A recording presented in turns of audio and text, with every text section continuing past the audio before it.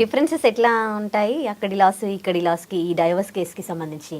Divorce కేసుకి అక్కడ లాస్కి ఇక్కడ లాస్కి ప్రధానంగా డిఫరెన్స్ ఏంటంటే అక్కడ కాంప్లికేటెడ్ లేవు లాస్, సింప్లిఫై ఉంటాయి. అంత ఫ్రీ డిఫైన్ చేసి ఉంటుంది.